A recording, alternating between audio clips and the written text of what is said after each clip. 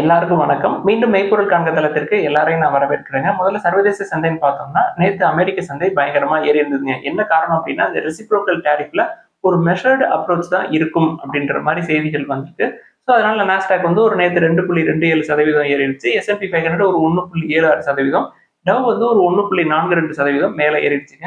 அடுத்து கோல்டு எடுத்துக்கிட்டோம்னா, இன்னைக்கு 22 கேரட் கோல்டு பெர் கிராம் ரூ. 30 விலை குறைஞ்சிருக்கு. ஸோ நமக்கு ஒரு ஆப்பர்ச்சுனிட்டி 8185ல ட்ரேட் ஆகிட்டு இருக்குங்க 22 கேரட் கோல்டு.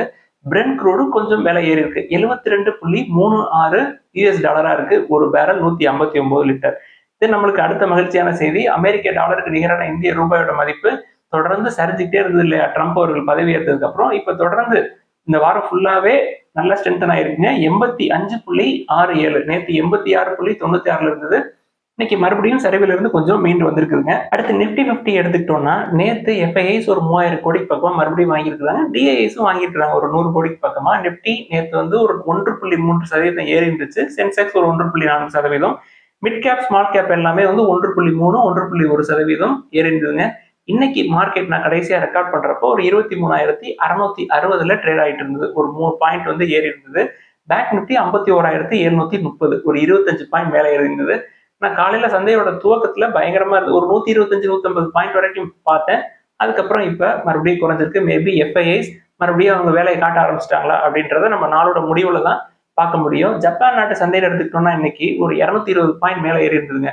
37,830ல ட்ரேட் ஆகிட்டு இருக்கு. இன்னைக்கு அப்டேட்ஸ் டெவலப்மெண்ட்ஸ்குள்ள போயிருவாங்க. ஃபர்ஸ்ட் பயோகான்ல ஒரு அப்டேட்ங்க. பயோகான் நோரிஃபினிஃப்ரைன் அப்படின்ற ஒரு இன்ஜெக்ஷன், அந்த இன்ஜெக்ஷனுக்கு யுஎஸ்எஃப்டிஏ அப்ரூவல் கிடைச்சிருக்குங்க. எதற்காக அப்படின்னா பிளட் ப்ரெஷர் ட்ரீட்மெண்ட்டுக்காக. ஸோ இந்த அப்ரூவல் மூலமா அவங்களுக்கு ஒரு பர்மிஷன் கிடைக்கும். அதாவது யூஎஸ்ல அந்த ப்ராடக்ட்டை கமர்ஷியலைஸ் பண்றதுக்கு, பிசினஸ் பண்றதுக்கு பயோகானுக்கு அப்ரூவல் கிடைச்சிருக்குங்க. அடுத்து மஹேந்திரா அண்ட் மஹேந்திரால ஒரு அப்டேட்ங்க. எஸ்எம்எல் இசூஸ் அப்படின்ற கம்பெனில இருந்து ப்ரொமோட்டர் ஸ்டேக்கை அப்படியே வாங்கலாமா அப்படின்னு சொல்லி மஹேந்திரா அண்ட் மஹேந்திரா திட்டம் போட்டுட்டு இருக்காங்க.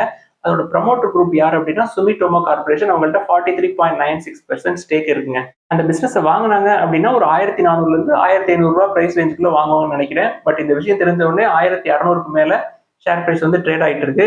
இந்த அக்விசிஷன் எதற்கு அப்படின்னா இவங்களோட பிசினஸ் ட்ரக்ஸ் அண்ட் பஸ் செக்மெண்ட்ஸ்ல எக்ஸ்பேண்ட் பண்றதுக்காக இதை வந்து அக்வயர் பண்ணணும் அப்படின்னு நினைக்கிறாங்க. அடுத்து ஹுண்டாய் மோட்டார்ஸ்ல ஒரு அப்டேட்டுங்க. ஹுண்டாய் மோட்டார்ஸோட போர்டு ஒரு 694 கோடி இன்வெஸ்ட் பண்றதுக்கு அப்ரூவ் பண்ணியிருக்காங்க. அந்த இன்வெஸ்ட்மெண்ட் எதுக்கு அப்படின்னா டூலிங் சென்டர்ஸ் வந்து இந்தியாவில் எஸ்டாப்ளிஷ் பண்றதுக்காக இந்த இன்வெஸ்ட்மெண்ட்ஸுக்கு போர்டு அப்ரூவ் பண்ணியிருக்காங்க. இந்த இன்வெஸ்ட்மெண்ட்ஸ் மூலமா ஃபியூச்சர்ல ஹுண்டாய் மோட்டார்ஸ் ஸ்டாம்பிங் டூல்ஸ் எல்லாமே இவங்கள மேனுஃபேக்சர் பண்ணுவாங்க. அது போக வெஹிக்கிள்ஸ்க்கு தேவையான பேனல்ஸ் எல்லாமே இவங்களே ப்ரொடக்ஷன் பண்ணுவாங்க. அடுத்து ஏஸ்மை ட்ரிப் அப்படின்ற கம்பெனில ஒரு அப்டேட்ங்க. சார்ட்டர் ஏவியேஷன் செக்டர்ல போர்டு வந்து பிக் சார்ட்டர் பிரைவேட் லிமிடெட் அப்படின்ற கம்பெனி, அது ஒரு start up company, Mumbai based company. அந்த கம்பெனில ஒரு 49% ஸ்டேக்கை வாங்குறதுக்கு போர்டு வந்து திட்டம் போட்டுட்டு இருக்காங்க. சார்ட்டர் ஏவியேஷன் செக்டர்ல குளோபல் ஸ்பேஸ்ல ஒரு நல்ல growth இருக்கும் அப்படின்னு சொல்லி எக்ஸ்பெக்ட் பண்றாங்க. Big Charter Private Limited Ease My Trip acquire பண்றதுனால அவங்களுக்கு என்ன அப்படின்னா புக்கிங் அண்ட் பிரைசிங் ஆக்டிவிட்டிஸ் எல்லாம் அவங்க பாத்துக்குவாங்கன்னு நினைக்கிறாங்க. வேல்யூவேஷன்ஸ் இப்பயும் அதிகமா இருக்கு. PE 81, பிரைஸ் டு புக்கும் 5 கிட்ட இருக்கு. நம்ம அந்த சைடு போக வேணாம். 10 ரூபாய் 15 ரூபாய் இருக்கு அப்படின்றதுக்காக வேல்யூவேஷன்ஸ் அதிகமா இருக்க ஸ்டாக்கை நம்ம கன்சிடர் பண்ணி உள்ள மாட்டிக்கூடாதுங்க. அடுத்து ஓலா எலக்ட்ரிக்ல ஒரு அப்டேட்டுங்க. ரோஸ்மெட்ரா குரூப்க்கு அவங்க கடன் வாங்கியிருந்தாங்க. அவங்களுக்கு கடன் கட்ட வேண்டியிருந்தது. கடனை கட்ட முடியல அப்படின்னோடனே ரோஸ்மெட்ரா குரூப் NCLT-வை அப்ரோச் பண்ணியிருந்தாங்க. இப்ப கடனை கட்டிடுவோம் அப்படின்னு சொல்லி ஒரு செட்டில்மெண்ட்டுக்கு வந்திருக்காங்க. இப்போதைக்கு ஓலா எலக்ட்ரிக் இது நல்ல செய்தியா இருந்தாலும் கம்பெனி இன்னும் ப்ராஃபிட் பண்ணல. ஸோ ஷேர் ஹோல்டர்ஸ் கவனமா இருங்க. அடுத்து டாடா கேபிட்டல்ல ஒரு அப்டேட் இருக்குங்க. டாடா கேபிட்டல் ஒரு 1500 கோடி ரூபாய் ஃபண்ட் ரைஸ் பண்ண போறாங்க through rights issues. So majority share ஹோல்டர்னு பார்த்தீங்கன்னா 93% டாடா சன்ஸ் தான் இருக்கிறாங்க. அவங்க பார்ட்டிசிபேட் பண்றாங்க. அது போக மைனாரிட்டி ஷேர் ஹோல்டர்ஸும் இந்த ரைட்ஸ் இஷ்யூல பார்ட்டிசிபேட் பண்றாங்க. டாடா கேபிட்டலை பொறுத்த வரைக்கும் செப்டம்பர்ல நம்ம வந்து IPO-வை எக்ஸ்பெக்ட் பண்ணலாங்க. அடுத்து ஐசிஐசிஐ பேங்க்ல ஒரு அப்டேட்ங்க. ஐசிஐசிஐ செக்யூரிட்டிஸ் வந்து டீலிஸ்ட் ஆயிருக்கும் March 24. ஸோ ஐசிஐசிஐ செக்யூரிட்டிஸ்ல ஷேர்ஸ் வச்சிருந்தவங்க எல்லாருக்குமே ஐசிஐசிஐ பேங்கோட ஷேர்ஸ் வந்து கிடைச்சிருக்குங்க. ஸோ ஐசிஐசிஐ செக்யூரிட்டிஸ் அப்படிங்கிறது ஐசிஐசிஐ பேங்கோட ஹோலிங் ஓன்டு சப்சிடரியா ஆயிடுச்சு. எதுக்காக ஐசிஐசிஐ குரூப் இந்த விஷயத்த பண்ணாங்க அப்படின்னா செலவுகளை ஃபர்ஸ்ட் குறைக்குங்க, தென் ரிசோர்ஸஸை ஷேர் பண்ணிக்குவாங்க, தென் சினர்ஜி. 2 பேரும் பேங்க் எம்ப்ளாயி, செக்யூரிட்டிஸ் 2 பேரும் ஒன்னா சேர்ந்து வேலை பார்ப்பாங்க. சிம்பிளா சொல்லணும் அப்படின்னா பேங்க்ல அக்கௌண்ட் வச்சிருக்கவங்க எல்லாருக்கும், அதாவது ஐசிஐசிஐ பேங்க்ல அக்கௌண்ட் வச்சிருக்க எல்லாருக்கும் டிமேட் சர்வீசஸ் ப்ரொவைட் பண்ணுவாங்க. அக்கௌண்ட் இல்லாதவங்களுக்கு அக்கௌண்ட் ஓபன் பண்ணி கொடுப்பாங்க. அவ்வளவுதாங்க. சினர்ஜி அப்படின்றது 1+1 > 2. செக்யூரிட்டிஸ் பேங்க் 2 பேரும் சேர்ந்து வேலை பார்த்தாங்க அப்படின்னா அவுட்புட் நல்லா கிடைக்கும் அப்படின்ற ஒரு நம்பிக்கை தான்.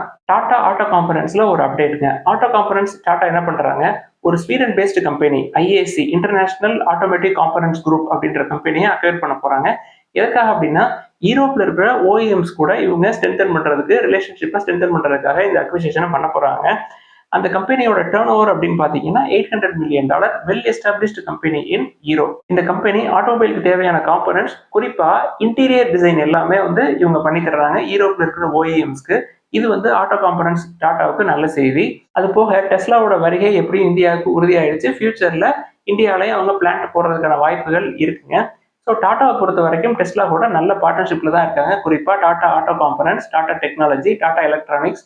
ஃபினான்ஷியல் இயர் 24ல அவங்களோட பிசினஸ் அப்படின்னு பாத்தீங்கன்னா 17,000 crore டெஸ்லாவோட அவங்க ஏற்கனவே பிசினஸ் பண்ணிட்டு தான் இருக்காங்க. ஸோ டெஸ்லாவுடைய வருகை, டெஸ்லா வந்து இங்க பிளான் போட்டாங்க அப்படின்னா டாடா குரூப்புக்கு அது நல்ல செய்தியா தான் இருக்கும். அடுத்து இந்தியன் கவர்மெண்ட் என்ன பண்ணிருக்காங்க, இந்த டிஜிட்டல் டாக்ஸ், ஆன்லைன்ல ஆட் எல்லாம் வருது இல்லையா, அதுக்கான டிஜிட்டல் டாக்ஸ் வந்து அபாலிஷ் பண்ணிருக்காங்க. இது வந்து கூகுள், மெட்டா போன்ற நிறுவனங்களுக்கு நல்ல செய்திங்க. இது எதன் அடிப்படையில் வருது அப்படின்னா as a part of 59 amendments to the Finance Bill 2025. அடுத்து ஒரு சில கேள்விகள்லாம் கேட்டிருக்காங்க, அதெல்லாம் பார்ப்போங்க. ஃபர்ஸ்ட் ரைமண்ட் அப்படின்ற நிறுவனத்தை பத்தி கேட்டிருக்காங்க. போன குவார்டர்ல ரைமண்ட்ல இருந்து ரைமண்ட் லைஃப் ஸ்டைல் அப்படின்றது தனியா வந்துருச்சுங்க. அதாவது டெக்ஸ்டைல் பிசினஸ் தனியா வந்துருச்சு, ரியாலிட்டி பிசினஸ் தனியா வந்துருச்சு. ரெண்டுமே வந்து ஓவர் வேல்யூடா தாங்க இருக்கு. ஸோ அதனால இப்போதைக்கு நம்ம அதை கன்சிடர் பண்ண முடியாது. அடுத்து ஒரு நண்பர் என்ன கேட்டிருக்காரு, என்னோட போர்ட்ஃபோலியோல ஐடி ஸ்டாக்ஸே இல்லை சார், எதை வந்து கன்சிடர் பண்றது அப்படின்னு சொல்லி கேட்டிருக்காங்க. நம்ம ஏற்கனவே ஹெச்ஜிஏ சொல்லியிருக்கோம், நல்ல வேல்யூவேஷன் இருக்கு அப்படின்னு சொல்லிட்டு. அது போக பிர்லா சாப்பிட்டு கொஞ்சம் குறையட்டும்னு சொல்லியிருக்கோம். தென் விப்ரோ இப்பயே கன்சிடர் பண்ண ஆரம்பிக்கலாம். பட் மினிஸ்கூல் குவான்டிட்டிஸ்ல இன்னும் கீழே வர்றப்ப 20க்கு கீழே வர்றப்ப நம்ம வந்து தொடர்ந்து கன்சிடர் பண்ண ஆரம்பிச்சிடலாங்க. அடுத்து கோல்டு லோன் வாங்கி நம்ம வந்து இன்வெஸ்ட் பண்ணலாமா அப்படின்னு சொல்லி கேட்டுருக்காங்க.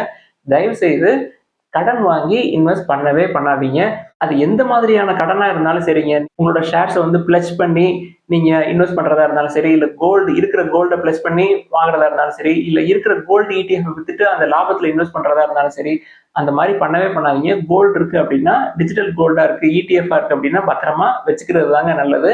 கடன் வாங்கி எந்த காரணம் கொண்டு இன்வெஸ்ட் பண்ணவே பண்ணாதீங்க. அடுத்து ஐஆர்பி இன்ஃப்ராஸ்ட்ரக்சர் கம்பெனியை பத்தி கேட்டிருக்கிறாங்க. நம்ம ஏற்கனவே கன்ஸ்ட்ரக்ஷன் சைடு போறதுலன்னு பல தடவை சொல்லிட்டோம், இருந்தாலும் கேட்கறாங்க. அதுல கடன் வந்து அதிகமா இருக்கு. ப்ரொமோட்டர் ஷேர்ஸ் பிளஸ் பண்ணி வச்சிருக்காங்க. அது போக ஷேர்ஸ் வந்து ப்ரொமோட்டர்ஸ் வித்துக்கிட்டே இருக்காங்க. எஃப்ஐஐஸ் வந்து ஒரு 40% வச்சிருக்காங்க. அவங்க எப்பனாலும் கலந்துக்குவாங்க. டெட் டு ஈக்விட்டி 1.36 இருக்கு. அதே மாதிரி ஐஆர்பி இன்விட் ஃபண்ட் பத்தியும் தொடர்ந்து கேட்கறாங்க. நம்ம இந்த இன்ஃப்ராவே நம்ம போக மாட்டோம். நம்மளுக்கு இருக்கிற ஒரே ஒரு இன்விட், நல்ல இன்விட், பிஜி இன்விட் இருக்கு. கடன் கிடையாது, நல்ல வேல்யூவேஷன்ஸ்ல இருக்கு, ரிட்டர்னும் நல்லா இருக்கு. இன்ட்ரெஸ்ட் ரேட் குறையிறப்ப அதுக்கு நல்ல மவுஸ் இருக்கும் அப்படின்னு சொல்லி எதிர்பார்க்கிறேன். அடுத்து ஹெல்த் கேர் செக்டர் இருக்கு இல்லையா, ஹாஸ்பிட்டல்ஸ், அதை பொறுத்த வரைக்கும் கேஎம்சி, தென் மேக்ஸ் ஹெல்த் கேர், தென் ஃபார்டிஸ், அப்பல்லோ, ஆஸ்டர், ஷால்பை, இதை பத்தி எல்லாம் கேட்கறாங்க. பொதுவா இந்த கம்பெனிஸ் எல்லாத்துக்குமே டெட் டு ஈக்விட்டி அதிகமா இருக்கும். குறைஞ்சது 0.10க்கு அதிகமாவது இருக்கும். குறிப்பா கேஎம் ஸ்பெஷாலிட்டி ஹாஸ்பிட்டல் இருக்குன்னா 0.50 இருக்கு, மேக்ஸ் ஹெல்த் கேருக்கு 0.14 இருக்கு, ஃபார்டிஸ்க்கு 0.11 இருக்கு, அப்பல்லோ ஹாஸ்பிட்டல் 0.46 பக்கமா இருக்கு. கடன் உள்ள பிசினஸ் போக மாட்டோம் அப்படின்றது ஒரு சைட் இருக்கட்டுங்க. எந்த ஹாஸ்பிட்டலா இருக்கட்டுங்க, இந்த கம்பெனிஸ் எல்லாமே நல்ல கம்பெனிஸ் தாங்க. குறிப்பா கேஎம்சி இருக்கு, எங்க வீட்டுக்கு எய்த்தாப்ல தான் இருக்கு, டெய்லி பாக்குறேன், நல்ல சர்வீசஸ் நல்லா தான் இருக்கு. பட் என்னைய பொறுத்த வரைக்கும் கேஎம்சியோ, அப்பல்லோவோ, இல்ல இந்தியாவில் இருக்கிற ஹாஸ்பிட்டல்ஸ், யூரோப்ல, யூஎஸ்ஏல இருக்கிற ஹாஸ்பிட்டல்ஸ் எல்லாத்துக்குமே மருந்துகளை சப்ளை பண்ணுவாங்க இல்லையா, அதை வந்து கன்சிடர் பண்ணலாம் அப்படின்றது என்னுடைய அப்ரோச்ங்க. ஃபார் எக்ஸாம்பிளுக்கு நம்ம ஏற்கனவே டாக்டர் ரெட்டி, நாட்கோ, சைடஸ் எல்லாத்தையுமே எடுத்து வச்சிருக்கிறோம். அது போக என்னுடைய லிஸ்ட்ல பயோகான் வேற இருக்கு. அவங்க பயோசிமிலர் பிசினஸ் ஏற்கனவே ஒரு 4 வருஷத்துக்கு முன்னாடி வாங்கிட்டாங்க. தென் பயங்கரமா இன்டகிரேட் பண்ணிட்டு இருக்காங்க. ஸோ உலகம் ஃபுல்லா உள்ள ஹாஸ்பிட்டலுக்கு மருந்துகளை சப்ளை பண்ணக்கூடிய நிறுவனங்களை வாங்குறது இன்வெஸ்ட்மெண்ட் பாயிண்ட் ஆஃப் வியூல உங்களுக்கு நல்ல ரிட்டர்ன்ஸ் இருக்கும் அப்படின்னு நான் நினைக்கிறேங்க. இதெல்லாம் தான் இன்னைக்கு டிஸ்கஸ் பண்ணணும்னு நினைச்சோம். ஏதாவது சந்தேகங்கள், கேள்விகள் இருந்தா எல்லாத்தையும் எழுதுங்க. நம்ம தொடர்ந்து டிஸ்கஸ் பண்ணுவோம். எல்லாருக்கும் நன்றி.